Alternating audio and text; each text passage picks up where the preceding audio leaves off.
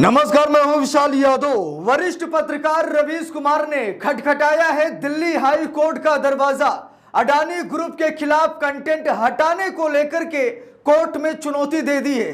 दोस्तों, इस वक्त की सबसे बड़ी खबर सामने आ गई है, जहां पर रवीश कुमार को लेकर के देश में एक अलग ही माहौल बन रहा है। लोग कह रहे हैं कि वाह रवीश कुमार, वाह, आपने तो कमाल ही कर दिया है। दोस्तों, हम सभी लोगों को मालूम है कि इस देश में कानून से बड़ा कोई नहीं है और ऐसा कोई व्यक्ति नहीं है जिसके खिलाफ लोग बोल नहीं सकते। अब सवाल ये उठता है कि सरकार ने ये आदेश क्यों जारी करवाया या फिर आदेश जारी क्यों किया कि कोई अडानी के खिलाफ बोल नहीं सकता।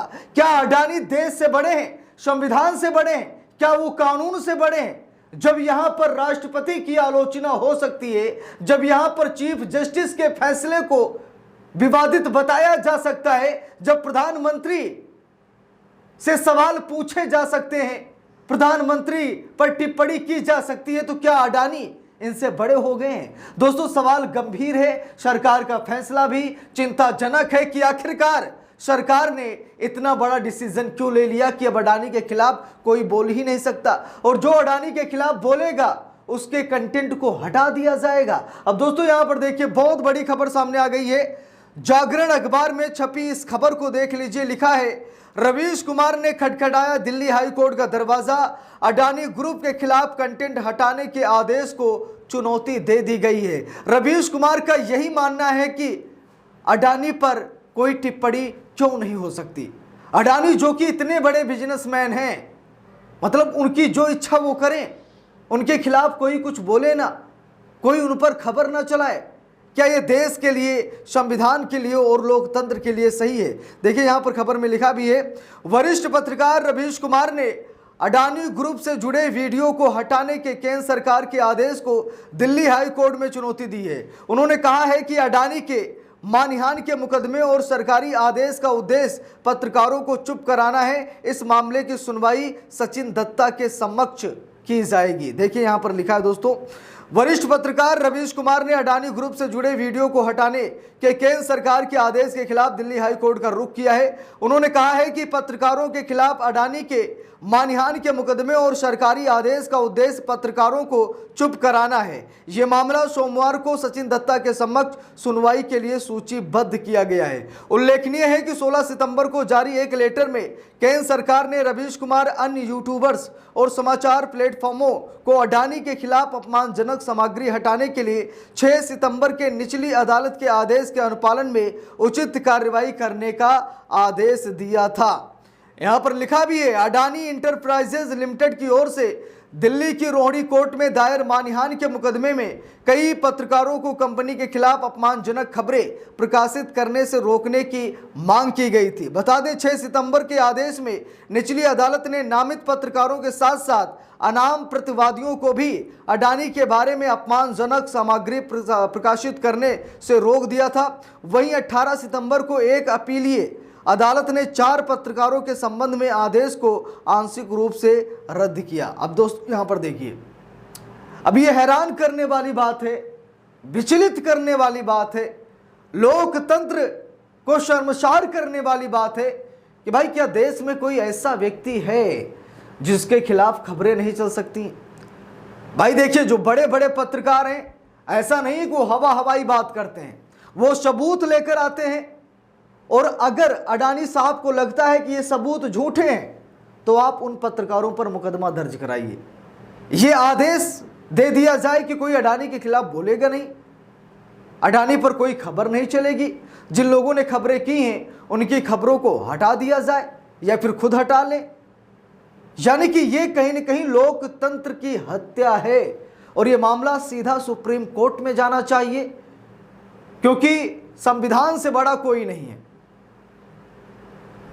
जब अभी हाल ही में सीजेआई जस्टिस बीआर गवई के एक बयान को लेकर के सोशल मीडिया पर तरह तरह की बातें उठी, जहां पर मध्य प्रदेश में भगवान विष्णु की टूटी प्रतिमा का मामला गया था सुप्रीम कोर्ट में, जस्टिस बीआर गवई ने उस मांग को खारिज कर दिया, उस अर्जी को खारिज कर दिया, जिसके बाद तरह तरह की प्रतिक्रिया उठने लगी। कुछ लोग कहने लगे कि सीजेआई हिंदू विरोधी हैं, कोई कह रहा सीजीआई माफी मांगे। यानी कि जब चीफ जस्टिस ऑफ इंडिया पर टिप्पणी की जा सकती है, जब उन्हें अपमानित किया जा सकता है, जब उन्हें मतलब किसी झूठे मामले में उन्हें दोषी भी ठहरा दिया जाता है, तो अडानी क्या उनसे बड़े हैं? क्या अडानी इस देश के संविधान से बड़े हैं कि उनकी जो इच्छा वो करें? ऐसा दोस्तों नहीं होना चाहिए। ये लोकतंत्र है और इस लोकतंत्र में सबको कानून के दायरे में रहकर ही काम करना पड़ेगा। कोई कानून से बड़ा नहीं है।